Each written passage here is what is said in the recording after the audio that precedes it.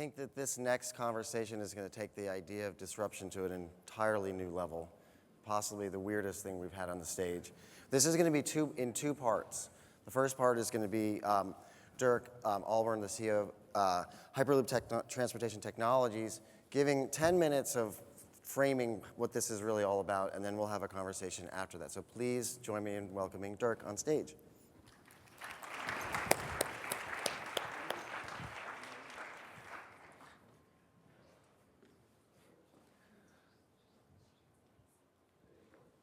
We are Hyperloop Transportation Technologies, and we are building the Hyperloop. So what actually is the Hyperloop? See? America's always been a nation of doers. We build things. Sounds like we have an audio problem. And we believe that if you have a good idea and are willing to work hard enough, you can turn that idea into a successful business. Billionaire philanthropist Elon Musk has hinted at a new high-speed transport system that could put planes and trains out of business. I have a name for it, which is called the Hyperloop. So what's Hyperloop? Mr. Musk's plan: move people using a massive vacuum tube combined with a magnetic levitation system. Kind of like a Jetsons tunnel? It's something like that, yeah. It's called the Hyperloop. It's a system of giant suspended tubes. Riding within are capsules carrying people or freight travelling on cushions of air at speeds of up to 1,200 k's per hour, or roughly 1 kilometre every 3 seconds. Never crash. It is immune to weather. It goes 3 or 4 times faster than the sort of bullet train, and it would cost you much less than an air ticket. There are some companies that are forming to try to make the Hyperloop happen, and I encourage them. I think that's great. I'm super focused on Tesla and SpaceX, and to a small amount on Solar City, so that basically completely uses up my brain. The race is on. Elon Musk's vision for a high-speed passenger pods known as the Hyperloop is one step closer to becoming reality this morning. One of the known companies competing to capitalize on Musk's proposal, announcing today it has struck a deal with landowners in Central California to build the first full-scale Hyperloop along a 5-mile stretch along I-5, with construction set to begin in 2016. Let's bring in Dirk Allborn, who is the man who runs the Hyperloop Transportation Technologies team, which is announcing this deal with Quay Valley, California. This is an independent organization that has formed. We have 170 engineers, scientists, and really great professionals with amazing backgrounds. We actually plan on seeing the first Hyperloop very, very soon starting. Can you imagine and walk us through what it might be like to travel at the speed of sound? It's not going to be much different than sitting in an airplane, actually. Dirk Allborn says it's safer and more efficient than the railroad. Well, the system is completely computerized. So you optimize the system, and then you actually have the humans to monitor it. We will actually be able to generate revenues very, very fast. The company plans to go public later this year.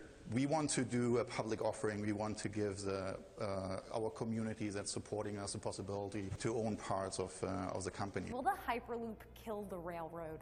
The Hyperloop is going to do to the US what the railroads did in the 1800s. So it will change the way we live. It's possible today. It's based on existing technologies, and it's the right time, it's the right moment to finally get something doing like this. Is it visionary? In 30 years' time, will you and I be sitting on our rocking chairs going, well, we talked about it then, and he did it? So you think this is possible? This is not just... Yes, absolutely. Absolutely, yeah. For all those who said this is just a neat little thing to draw on a cocktail napkin, these guys are saying it will become reality. All right. So this was basically 2 years cut down in a couple of minutes. Sorry, so just that everybody really knows what the Hyperloop actually really is. And just to resum, basically imagine a capsule filled with people hovering inside a tube. Inside this tube, we create a low-pressure environment. So the capsule, very similar to an airplane that travels in high altitudes, can go very fast with very little energy. So there's no resistance inside the tube, and the capsule doesn't touch anywhere. Now, the complete system is powered by alternative energy. We use sun, wind, kinetic energy through regenerative braking, In some climates, even geothermal. This is actually one of the most important parts, because this allows us to have very low operational costs. And it allows us to be profitable within 8 years on a track like LA to San Francisco. This will be the first. Public transportation is broken. Public transportation doesn't make sense. Public transportation is heavily subsidized. Just to give you guys an idea, the LA Metro is, every passenger that uses the LA Metro, basically the LA Metro makes 76 cents per passenger, and taxpayers are paying $2.50 per each passenger that rides. So this is a solution for public transportation. But how are we going to do this? This is actually the part I'm mostly passionate about. So when Elon Musk presented this project, he said he was too busy to work on it. Too busy with Tesla and SpaceX. He wanted someone else to pick it up. At that time, I was part of a nonprofit incubator that was funded by NASA, and we were working on a new way to create companies. We were creating a crowd-powered incubator online, we call Jumpstart Fund, where it's really about building communities around ideas and projects to make them into successful companies. So at that time, we reached out, got the permission to put it on the platform, and the community was overwhelmed. They were so excited. They wanted to be part of this. So when they voted, most people actually not only said, hey, you guys should do this, but they said, hey, I want to do this. I want to be part of this. So we created a small team, incorporated the company, and said everybody who would like to join us and work on this in exchange for stock options, please apply. We had more than 200 applications. Got a team together of around 100 engineers and started working on the feasibility study. In December 2014, so almost a little bit over a year, we finished the feasibility study and said, okay, this is actually doable. Made a big press announcement, and now we're actually, as you can see, moving forward to build it. Right after we announced the feasibility, obviously there's a lot of other companies trying to jump on the Hyperloop, if you want so. So I'm sure there's plenty of companies in China. There's some companies here in the US. But it's really the model, I think, that's very interesting. So let's look at the differences. As you can see, all the things basically look very similar to us. So in our case, our whole team is working in exchange for stock options. We have by now, more than 400, and actually, I think today it was more than 480 people, where everything that we have came out of the community. So we didn't need any money until the building of the concept. On the other hand, you have competition, which is great, traditionally, heavily funded, team of 30 or 50 people, and they're basically getting going right now. So, well, why am I telling you guys this? First of all, if you want to join the team, I want you to join the right one.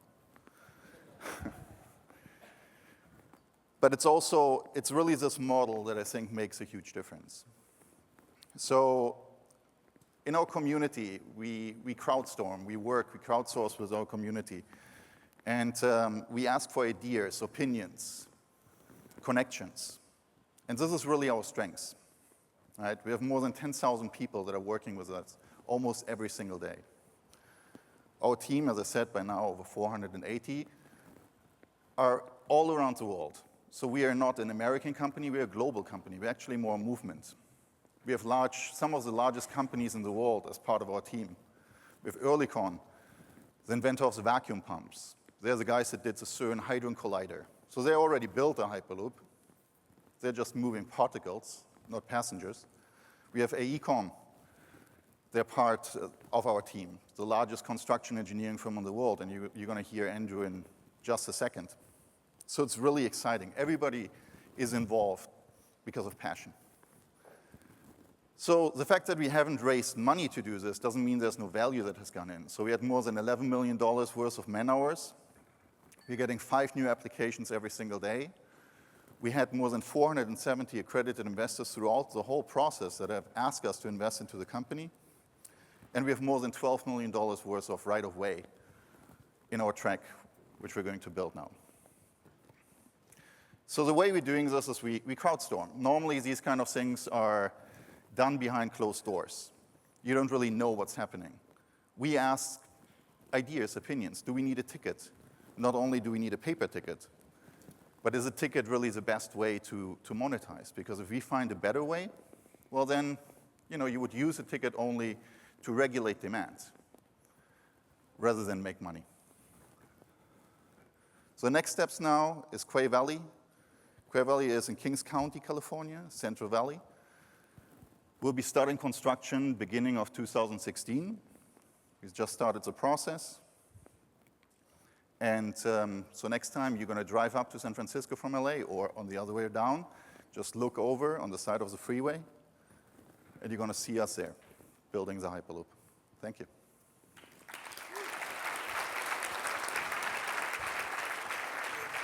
Thank you, Dirk. You can take a seat there. Awesome.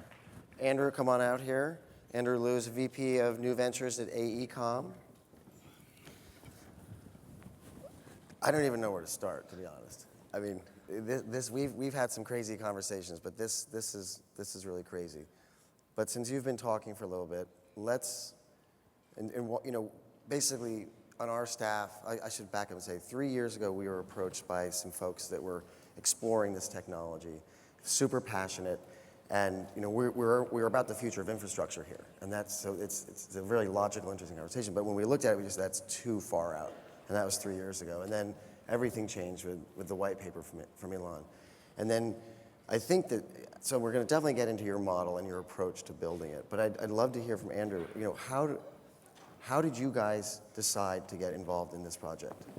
Sure. Well, I think for myself personally, I've been in this industry for almost 20 years now, and my first train system I worked on, actually a train that I take to work from my house to downtown LA. So it's just something that's very. Train in LA? There is a train in LA for everybody that doesn't know. I think for us, I look at it. I run the ventures group at AECOM, and I look at any large corporation. Somebody made the statement the other day, when you're a large corporation, you either disrupt yourself or somebody will come in to disrupt you.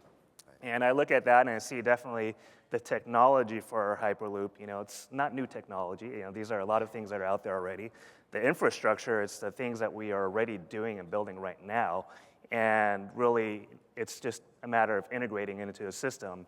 And for us as AECOM, we want to make sure that this is something that has a potential to transform, become the sixth mode of transportation. We want to be here early in at the ground level, really. So let's just stay with the technology for a second. So the executives at your company fundamentally believe that this could be a reality. I mean, the technology, so let's leave it, in other words, the technology, I don't think people argue about whether that will work or not so much. But has anyone ever traveled at that speed besides astronauts? Well, you're very close to it when you travel in an airplane, right? So if you go from the US over to Europe or to Asia, you're already going at 600 miles per hour, right? 1,000 kilometers. So the concept is very similar. And what about the acceleration? So acceleration and deceleration is limited to 1G. Lateral it's 0.5 G.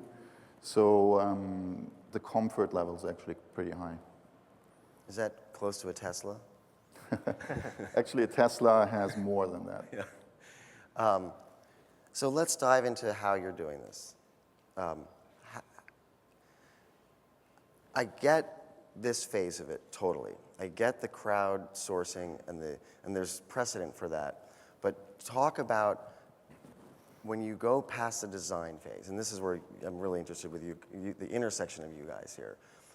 The design I can see being designed online on a platform. So I think, Okay. So I think a lot of people get that actually wrong. What we're doing is not, first of all, it's not open source. Right. What we're doing really is we're using a new approach of creating a company. We have, so we're not much different from any general company that's out there, right? So when you have a startup company, people join together because they're passionate about it. They work in order to get their participation in the company. So that's happening in our case We have 480 co-founders, if you want so. So we're the largest startup company in the world, based on the definition of startups. Out of that but 480, how many are full-time versus the folks working at NASA or Boeing? So we have a minimum of at least 10 hours per week, right? And many of them do much more. Sometimes they do 40, 50, sometimes they do 10, sometimes they do 20. Sometimes, obviously, they can't participate, but they manage this inside the teams, just like in any other company. And then the difference that is made is obviously that we are open. So if people think that they can contribute, they can apply. We talk to our community, we talk to the general public in order to really get the input and the feedback. Because there's a lot of things that you can do with all these bright minds. And every person has an opinion, every person has an idea, and all it takes is the right one. So that makes a difference. And address that from how that works for you guys. Sure, yeah. I mean, obviously, we're a Fortune 500 publicly traded company, and at the end of the day, we do care about the bottom line. But when we look at something at this level, really, we're focusing more so on the short-term opportunity, what we're looking at. And if I take a step back, before this job, I think one of the reasons Dirk and I get along so well is I was a former startup founder myself. I've been working, in the civil construction industry for over 15 years. Quit my job, started a company, and when I went to go hire my early employees, one of the things I look for is not your degree, not what you've done, but someone who has a passion for what they're doing, right? So there's something to be said about when you have 480 people who are very smart, accomplished people who all have a passion and are all, Dirk's job is ultimately the vision of the company and leading those people towards it. I think that is something that you cannot buy with money or funding, whatever it may be. So as a company, I think we look at it that way. Obviously in the short term, we are investing our time and effort because we want to be a part of this as well. What specifically, if you can talk about it, what is your team working on? Right, so we're going to be helping Dirk out with, the first project is Quay Valley. So we build and design infrastructure every day. We're getting involved with all the environmental and the permitting right now. And then we're going to be involved. I mean, this basically pylons on tube on pylons. I mean, we do this all the time with highways and rails. So that is what we bring to the table. What our expertise. We hope to help Hyperloop transportation technologies get to that next level. So this is much more than just making a pod levitate inside a tube, right? So that part's easy. It's really more about, infrastructure is a big piece. I didn't even know that. I mean, it's insane, all the things that you have to think about. And then there comes the human factor, right? So everything, how it plays together and what you can really do. So it's a massive project that goes way beyond just the technology part of making pod levitate. That technology, even Elon said it's fairly simple. It's out there. We didn't really, we have some patents, obviously, but we didn't really reinvent anything. We just, looked at what's out there, licensed the technology, put it together in a way that it works. It's all proven technology, which is very important. So you mentioned, and I think you're right, that the other company, the Hyperloop Technologies, that's taking a more traditional approach and has this ex-Cisco guy. And you have SpaceX, which is doing the pod competition. Will you play with any of these guys? So we met with Hyperloop Technologies at the beginning when they came out, basically just saying, hey, why didn't you call us? But I guess they have some other ideas. As for SpaceX, obviously it's down. It's exactly what we're doing. So they're using. He wants to support the community by doing these open source challenges. Now, it's not really fit for us, so we can't be participating, but we are supporting. We gave our availability to help with the structure, with the tube section, whatever they need. So, we are absolutely supportive of what they're doing. It's validating, if nothing else. Well, it gives us. We actually have a lot of the team members that are working in the pod competition. Basically, either saying, hey, after this, I want to join you guys, or can I work? So we actually have several pod teams ourselves. Right. So I want to make sure we have time for the people in the room and online to ask questions. So, Lauren, what do we have going on online and in the room? We've got lots of activity going on, and probably the primary area of interest is how you interact with government. Obviously, California has a very expensive $68 billion high-speed rail proposal on the table, but I would assume you guys also have to work with the government for permitting and different types of things. How does that work? So right now we're on private property, which means that we don't have regulation issues, if you want. So we work obviously with the county for the permitting. Right after this, to be honest, I believe that the first full-length Hyperloop will be done outside of the US. So at this time, we have more than 20 city pairs all over the world, some of them in the US, some of them in Europe, but at the end, it's going to be Asia, India, Africa, the Middle East, where we're going to see the first full-length Hyperloop. They actually have also a much bigger problem. So transportation is a huge issue. It is in LA, right? You decide where you work based on where you live. You decide who you date based on where you live. It's true. I mean, believe me, if you live in LA and you're on the west side, and she lives in downtown, there's no way. It's not going to work. So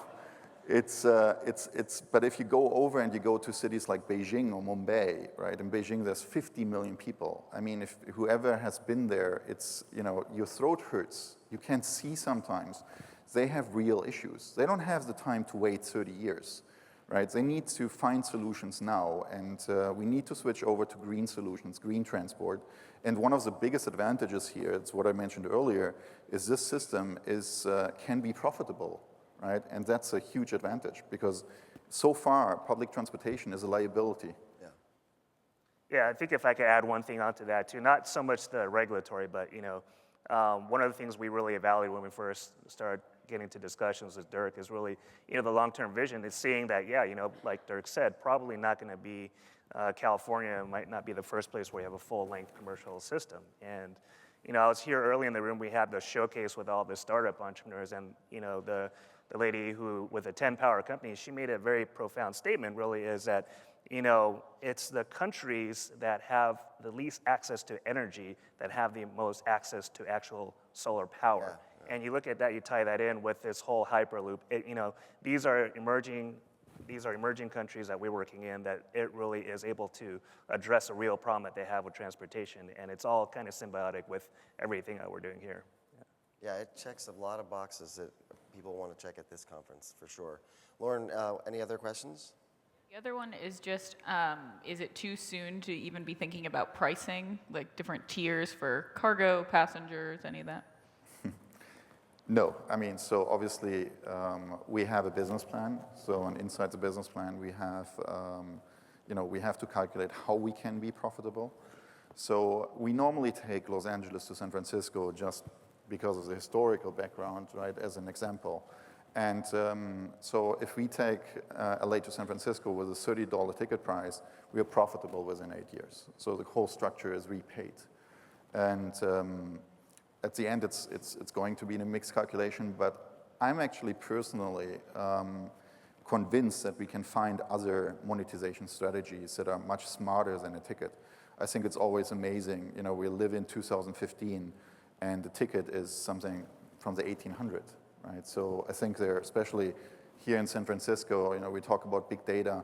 It's about people knowing who your passengers are, where they want to go, etc. So I think there's some ways to create revenues in other ways.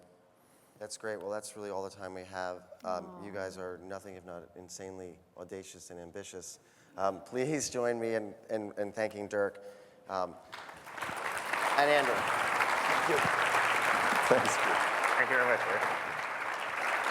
Okay.